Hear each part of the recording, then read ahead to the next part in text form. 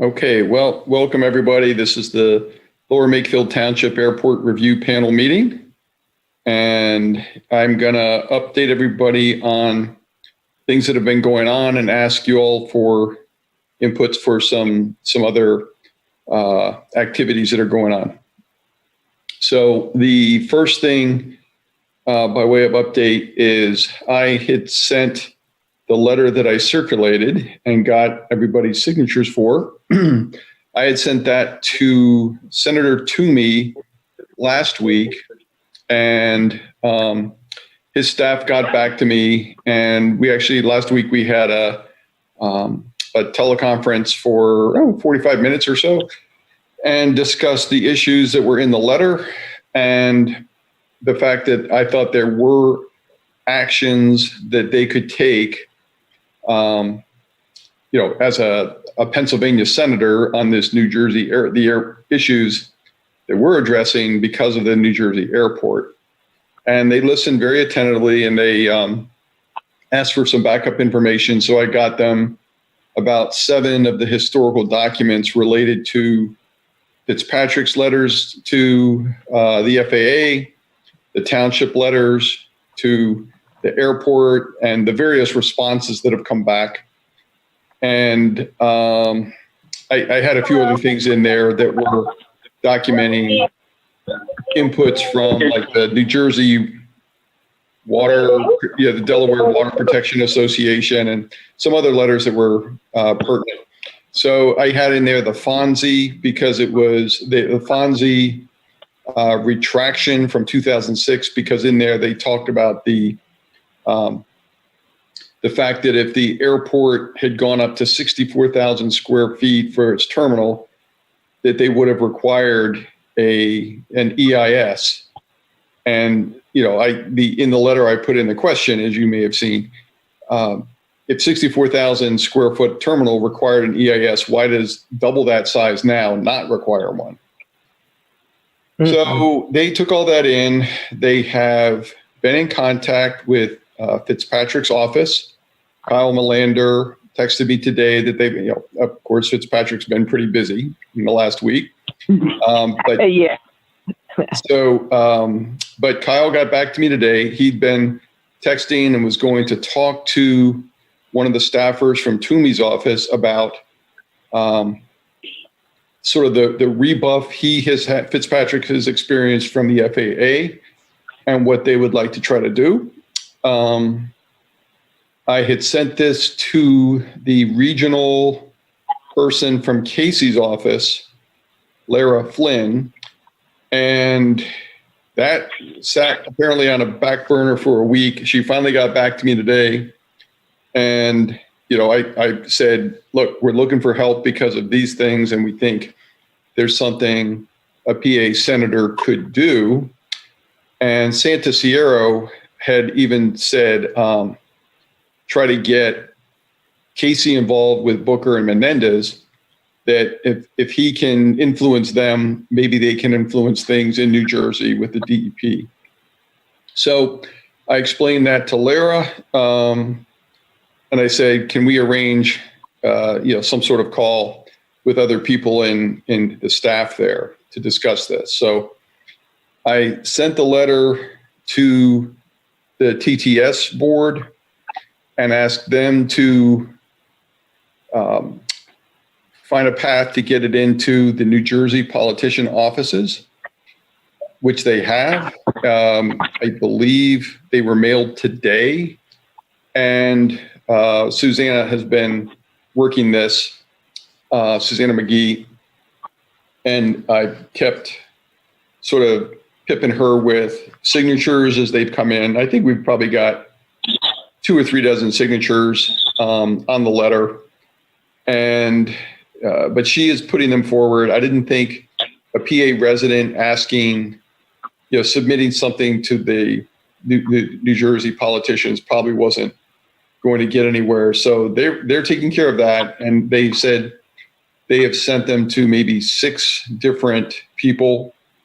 I put forward the suggestions of some of the people who've been recommended to me, but I think it'll be a couple local reps, as well as Bonnie Watson Coleman, as well as Menendez and Booker, and I'm not sure who else.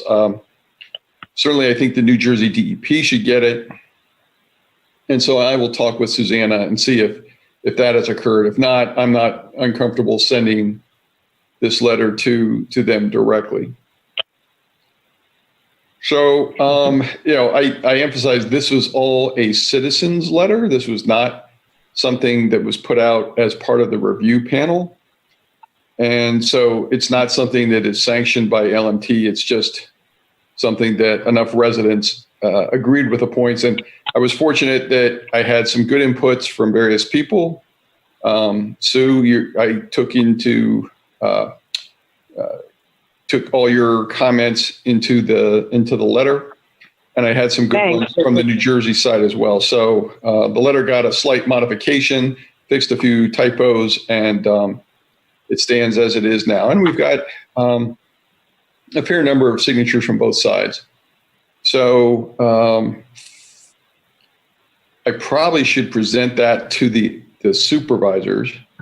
But, I can't present it as the panel. I've just got to say, this is a citizen's letter going in, and it will happen to be from me. But in terms of keeping them abreast of what's going on, if we're getting to the point where Toomey is talking to Fitzpatrick and Santasiero can engage with Casey or, whatever, it's probably worth informing them that we've got a little bit of momentum that we didn't have before.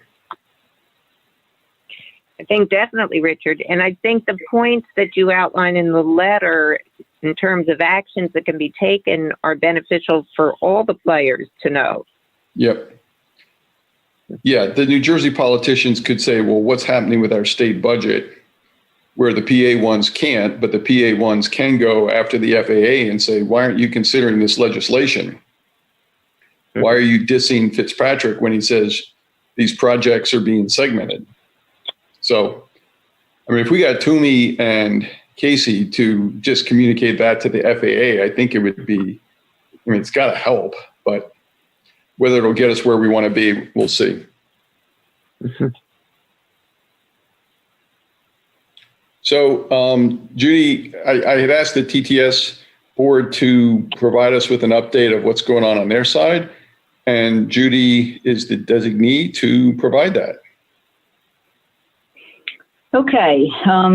It's funny. I wasn't going to talk about all that we're doing because it's exhaustive. It's very long, but so okay. I'll give overviews. I was actually going to just talk about the court case, but now that you're mentioning all this other stuff, I should probably tell you what we're doing because some of it's in parallel. But I'll skim it, and then if you want more details, just ask me. Okay. Excellent. Okay. On the court case, it was due October 23rd. On the advice of the attorney, we withdrew it. Withdrawn on the basis of his review of case law determined that it was unwinnable because cumulative impact just won't win based on recent rulings in the last couple of years. And in order for you to be able to tie the RPZ project to the airport layout plan and all the other projects, you would have had to been able to claim cumulative impact. So we attempted to mediate.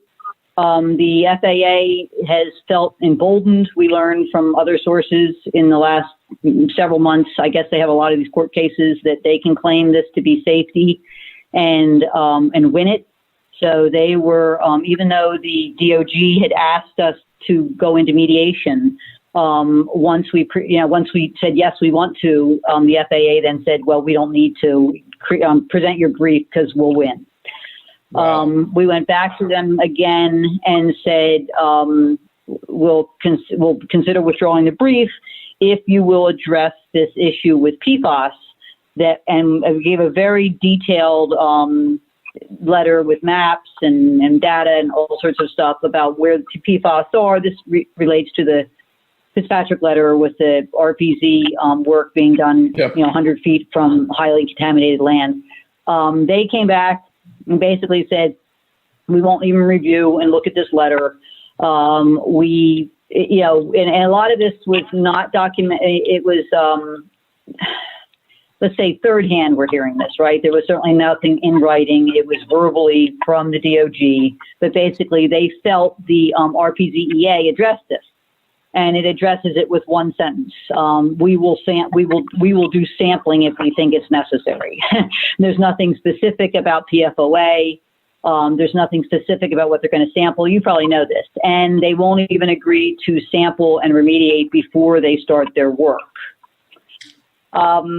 So they're going to try to use this at a minimum as a PR stance that we tried to advocate for the citizens, and they refused to even discuss it or to look any farther into this PFOA issue. The other thing they tried to do was, let me see about that. Okay, that's kind of the summary, right? There were some other ways to potentially attack that lawsuit, looking for, all the public comments and the hundreds and hundreds of pages to find an error. And that's one of the ways that cases have been won in the country, like in Phoenix and Burien, California, where they made a mistake in their EAs and they were able to go back and have basically a win. But that takes a lot of effort and a lot of, the lawyer that we identified that could have done that would have been anywhere between $80,000 to $120,000. And he said it's very, very hard. And this is his expertise. Okay. And again, they can claim safety, even though it's really not. Right. Okay. So that's that. So what we did is, they're going to try to get through the DEP. So we talked to some environmental lawyer groups in New Jersey, who can take it on. They're pro bono, but they got us a connection into they are pro bono group, right? They can't afford to take this on, but they're interested in helping in small ways. So they connected us to the top lawyer at the DEP. And he accepted a meeting that we had yesterday, I think, for about an hour with, I guess, his assistant and a person who's an assistant to the commissioner. And we asked questions like, on a high level and a detailed level. The high level was, what are you doing about cumulative impact? What are you doing about the usage of this airport? Because all these projects are going in, and every project is declared it will not increase operations. Because just because you build a building, a terminal 5 times as big, doesn't mean that increases operations. This is what the FAA is allowed to claim. So they were receptive. I was surprised. I thought they would say, yeah, it's got it covered. But they said, well, this is interesting. There are some gaps in our process. We sometimes don't see the big picture. We see the individual projects that are being given to us without the big picture. Is that the New Jersey? So they said they would go. Is that New Jersey DEP? New Jersey. Yes, New Jersey DEP, because they have to provide the permits. Right. Okay. So basically, they were receptive. They said they're going to go back and talk about their process. I mean, I don't think there's anything immediate, but I got the impression that they would try to, one of the biggest problems is trying to get any public access to anything over there. I mean, they're constantly filing dozens of OPRAs and FOIAs and constantly rejected, and they said they can help with that. So, okay. I mean, I want to get away from us digging for permits and everything when, they give it to us and we can barely interpret it. I want to step back to making sure the people who are giving the permits and approving it are making sure they're checking the accuracy and the influence of other projects in the proximity that they're not being told about. Right. Okay. Great. Okay. So the other thing is they're doing a lot now that the lawsuit, there's a lot of work involved with trying to prepare for the lawsuit. There's a little more time for outreach. So they're producing a bunch of public service announcements. You've probably seen them. There's about 2 or 3 that are done, and about another 2 or 3 that are planned. They deal with water pollution, air pollution, money being spent by Mercer County, how the airflow, how what the projects they're doing, how it's going to affect air traffic. And one I'll mention, we really need to get somebody to help us dissect the costs of this airport from Mercer County, within Mercer County, because there's a lot of money that Mercer County's paying aside from FAA. And so we're trying to get an accountant, a student project to, like a graduate student, to do this, I call it a forensic analysis. And they've asked if somebody can sponsor this student. And there is a businessman in New Jersey who said he could do it, but he's been very busy. So I was going to start to, reach out to say if there's anybody, maybe a retired accountant that could at least just sponsor this student and be a person to, I don't know if they be a sounding board or just an official person to say, this is my sponsor. So that's kind of an ask of the people here. Okay. All right. Any questions? Just thank you for all that TTS has been doing, and I know you've been right alongside them. I feel that, again, we're seeing that this is a political problem that's going to take those federal senators and the help of our officials up the line, pressuring them to get on board and do everything they can to protect us from a very likely poisoning of our drinking water. Well, Sue, let me stop you there. And it's just who's on the line here? Is it just four of us? It's just the three. Holly's off now. It's just you, me, and Sue. Holly's off. Isn't this open to the public, Richard? Holly had an 8 o'clock. So there may be people watching on YouTube or whatever, Facebook. I wanted to ask Holly, I have to try to get to her. This is segueing to something different. When you use the words, Rich, required to do an EIS, if they bring in, if they build the terminal, unless there's a separate piece of paper, which this is why I want Holly to know, because Bill Potter has referred to this also, but I have never seen it. What I have seen is a footnote from 2008 when the FAA withdrew the FONSI that said if they do build alternative 2, it's the likelihood of significant noise, which may require an EIS. Do you know of some other piece of paper? No, that's it. That's it. All right. Oh, Holly's back on. So maybe repeat your question. Hey, Holly. Hey. Okay. Holly, I know, back to the footnote 2 from the FAA's withdrawal of the FONSI that says if build alternative 2 of the terminal is considered, it's a likely that it will noise problems will require an EIS. Right. Do you know of any other place where any written information about that exists? With regard to our suit? Well, I think it's your suit. I don't think any other place they would be requiring, because I think saying they require an EIS is strongly worded. Just say based on if that's the only information that's out there.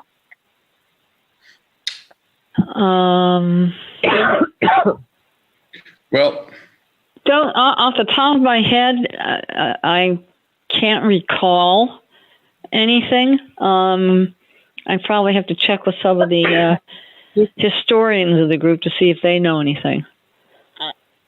Okay, it's fine. I mean, Rich, I'm not telling you, I'm not criticizing, right? I'm just saying I'm looking for something because we don't have all the information of what happened back then. Right. Well, I had heard it referred to multiple times, and the reason I dug that out, Holly sent that to me, and I said, see footnote 3. It was really no more than that, and you're right. It was a likelihood that they would need to do that. There was nothing written. It was a requirement, but the point was, and I thought, okay, to get the attention, we need to point out that they said for 64,000 feet, there was a noise impact. And so why are they ignoring it for doubling that? Right. Yes. So, no, I agree. Yes.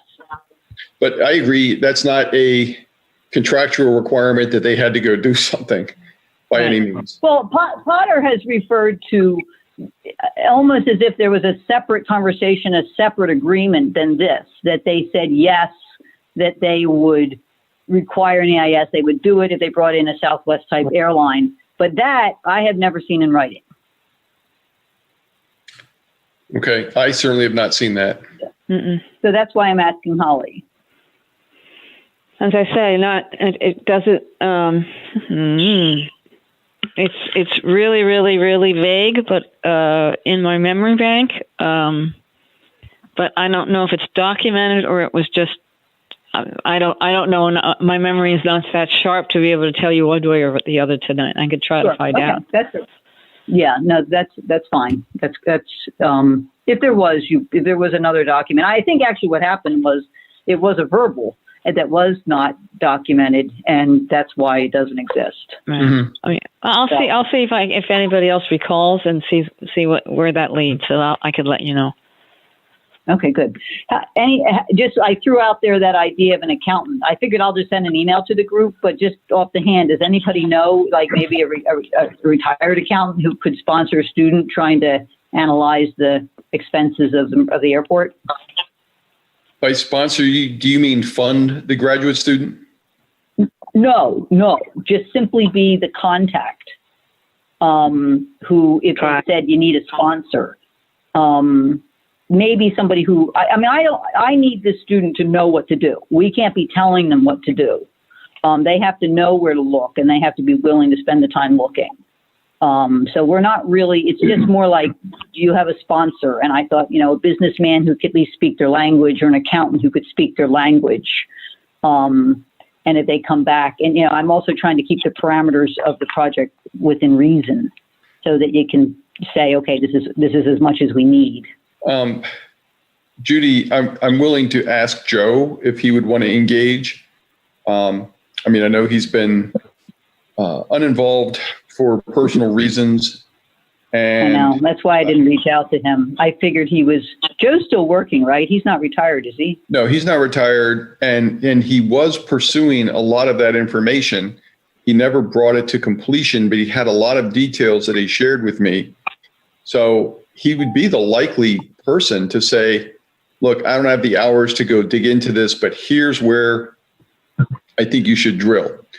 And let me reach out to Joe, because whenever I have been in touch with him, he's expressed an interest in this, this cause and trying to help. And, he's just dealing with his issues. So I will reach out to Joe and see if he will, because I think anybody else coming into it is not going to have that history. There's a guy named David Pinky who lives down, over in the neighborhood of Dev Baseman. And he's a businessman, and he's often called into the freeholder meeting and contributed. But he said he was interested too, and we gave him a lot of the information. But he's the businessman I mentioned, who's also seems, everybody just seems swamped, right? Okay, but you're right. If Joe wanted, if we could identify this student and who would kind of, they can just work together and say, okay, go do the legwork. Here's where I can point you to look. And if he was willing to direct that would be helpful. Okay, and he may be willing. I will check. Okay, and I don't have that person identified yet, that student. Okay. So, but I've gotten approval over there to post it, basically. Okay.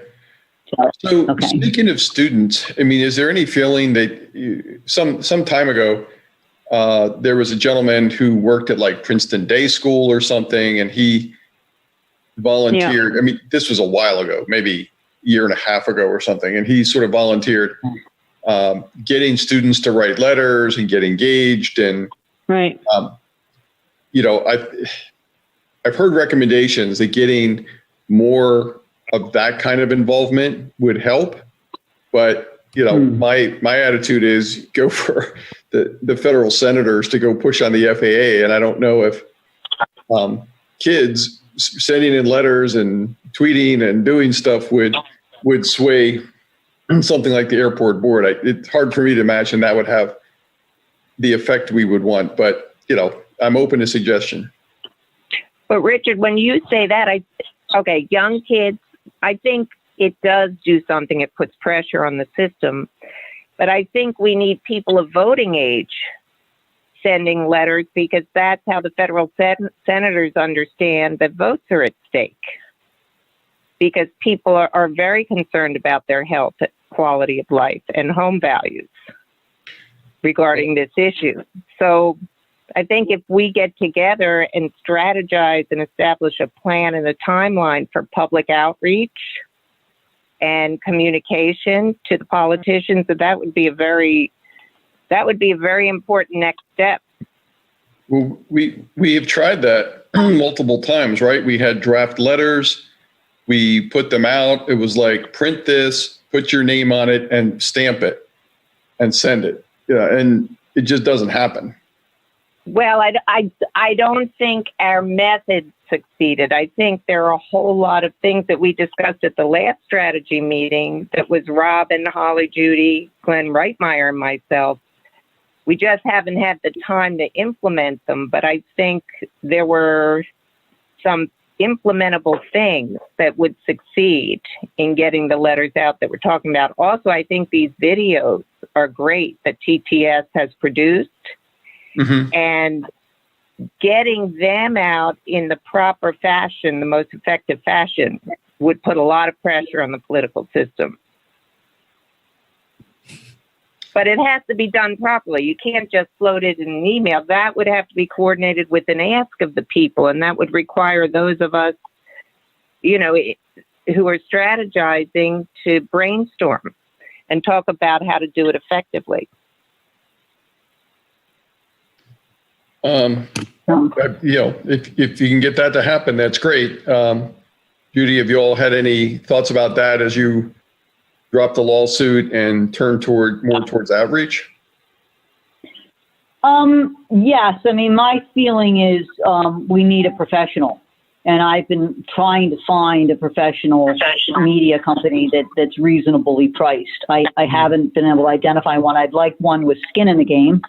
You would think in our lower Makefield area or the Ewing area, you would find somebody who, mm-hmm. but I have not been able to identify that. I mean, I have to keep beating the bushes. Otherwise, and I also want one highly recommended. I don't want to go down the road with somebody and then find out they're not any good. We've just really kind of turned to this because we've now had the time to concentrate on it a little bit. Because I agree. I mean, just because you put it out there, I mean, surprisingly, some of those PSAs got 1,500 and 4,000 views. I'm not surprised at all. But of course, then you're also getting trolls too, and you get people who, and then you start getting people who want the airport. So you really have to kind of somehow identify. You do get odd responses from people. Somebody who fought the pipeline called and said, "Well, you're just NIMBYs." I'm thinking, really? So you're always going to have those people, though. I know, but you can't. I will say one thing, because you said, Sue, that clued in. You talk about the freeholder board, which you just wonder. Unfortunately, even though they hold the keys here, they can say no. One of the things I think would help would be to like Glenn finds these articles about how all the airlines are turning down. I think it's great, and this maybe Princeton Day School people over there could play into this. I don't know if you sat through that very long meeting when they did Resolution 54, where they agreed to fund the parallel taxiway, and then each of them spoke so emotionally about how they really care, and each of them mentioned, I get information that tells me something different. The information that comes across my desk says something different than what you're saying. And I thought to myself, all right, we need to get more across their desk. We need to get them to be exposed to this, the negatives. They're only seeing the positives, whoever's providing that to them. And I'm sure it's the airport. So there could be an effort to, not overload them, but regularly send them information so they can't say that they're not informed about either the negative effects of air emissions or what's happening with the airline industry. Because I do think, who knows, maybe you start to get them educated a little better. So it doesn't hurt to do that. I think they're very well educated. I think they don't have the will to do the right thing. I don't think they're educated. I think they're rubber stamping and don't know anything. I really do. I think Lucy Walter's the only one who knows anything about what's going on at the airport. And the rest of them have said, we approved this in 2016, so anything you do, we will approve, no matter what has changed. And we agreed to all these safety things, and the FAA calls it safety. We're going to approve it. But an effort to try to get another voice in their ear might have some effect. Sure. That can only help.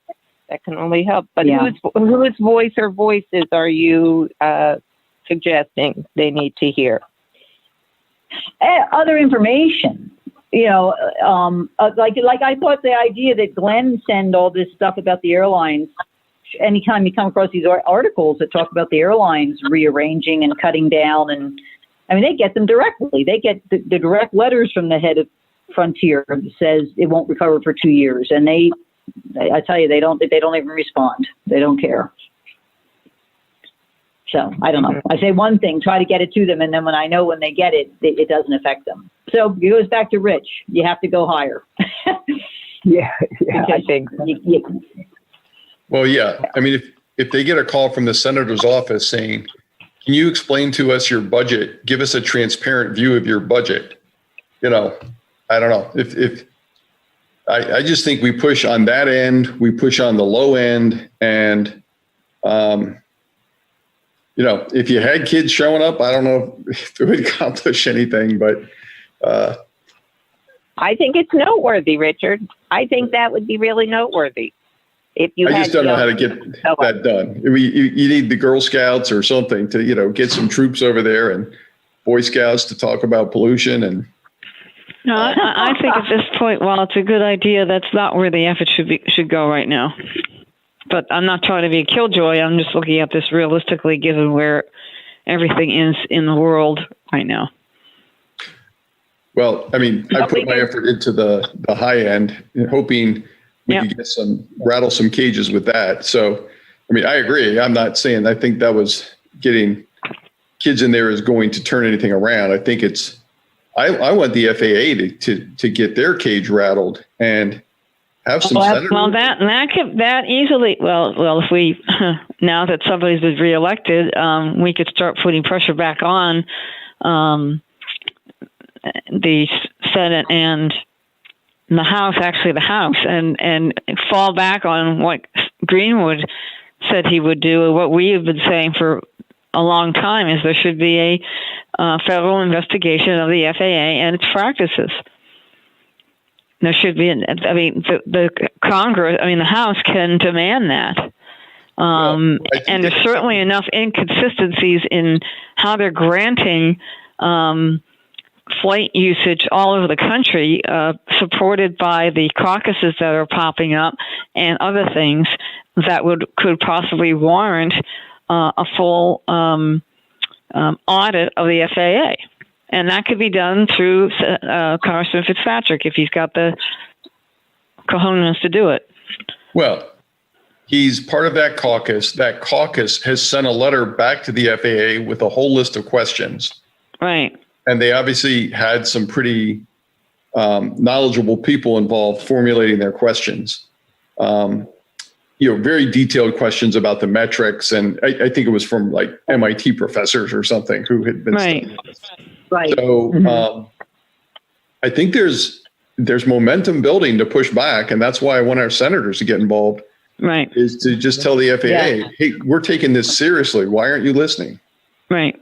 Because this is, the idea is if you make it larger than just about us, then you've got some momentum within the federal government. And the net is that they've been changing their focus and how they're doing business as a federal agency that requires to be looked at even more so now. Yeah. So, that's why I had in there the Senate bill and the congressional caucus in the letter to say there are federal things here you can do. This is not just we want our Pennsylvania senator to influence the Mercer County freeholders or something. There's a bigger picture here. Yeah. I thought the letter was excellent, Rich. I really thought it combined everything in a great way. Well, thanks. We did too. my neighbor said it was too long, but they signed anyway. I said, well, you know. And Rich, would you do me a favor and send me that letter? Because I do not have it. really? Okay, I No. sent it to you, and you had said you didn't want to bother people right now. This was like 2 weeks ago. So, Rich, But I do you will think you be- could send us signed copies of it, the final signed copies of it, of each of the letters that went out to the federal senators? yes, and the one that TTS sends out may have more because I've been sort of peppering them with signatures as they come in. But I'll put that out immediately when we're done here. Okay. Thank I'll you. send all three of you the latest and greatest. That's what we Okay. want. Terrific. All right. Well, Judy, boy, I'm glad you called in. Are you actually on the TTS board now? I'm not on the board, but I'm certainly a team member. Great. Okay. So Well, that's wonderful. And Yeah. so I'm not on the board.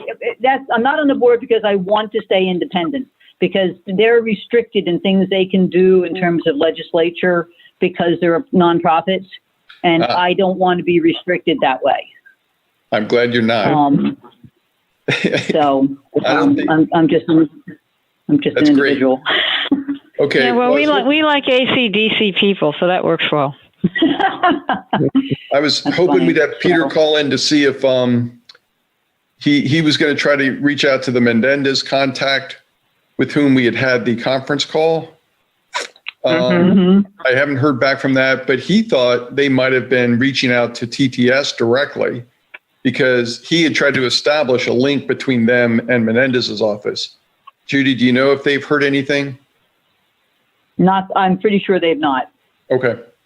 All right. Well, I'm going to lean on Peter again and just say, because he thought he would have an update that he could call in tonight and tell us, but I'll just try to find out and keep the pressure on. And if we get Casey involved and he can contact Booker and Menendez, Toomey's probably not going to get too far with those two, but Casey could.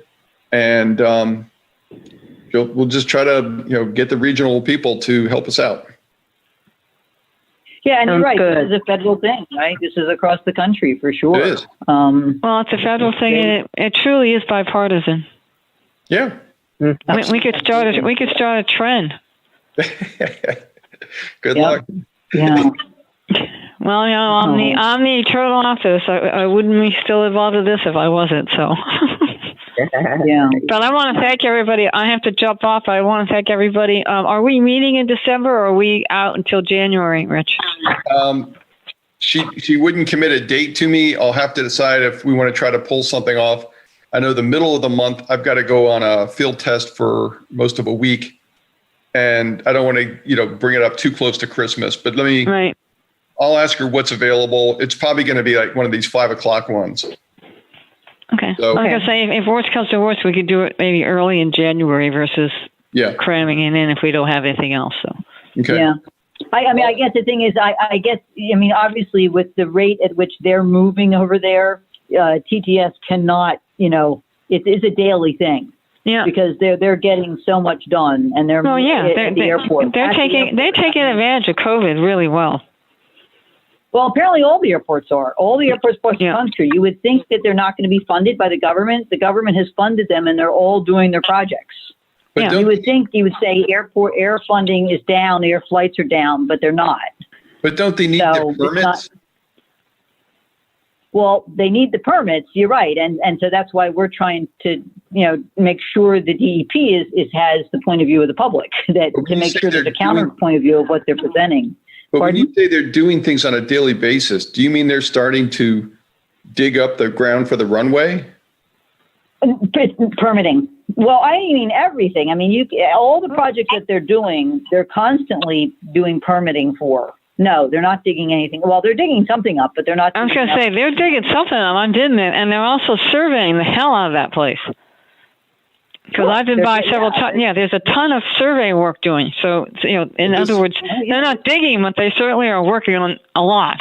Well, this is why I really wanted to get that letter out and ask the legislators to press the DEP, because Whether or not the FAA cares, if New Jersey DEP says we're going to consider these projects cumulatively, that's Yeah. their business.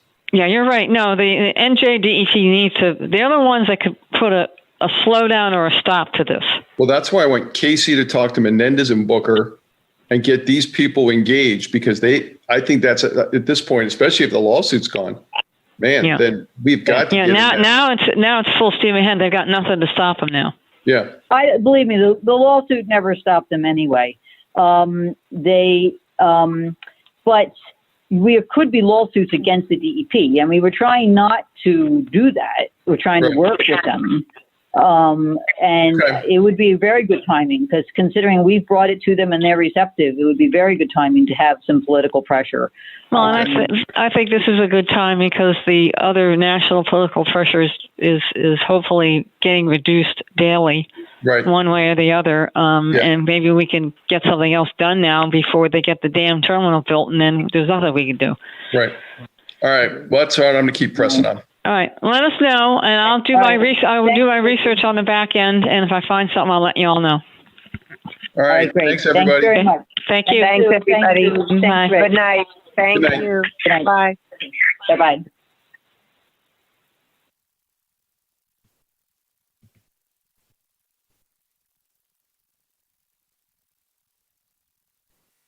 Hey, John. Hey, were you guys wrapping up there? We're all done.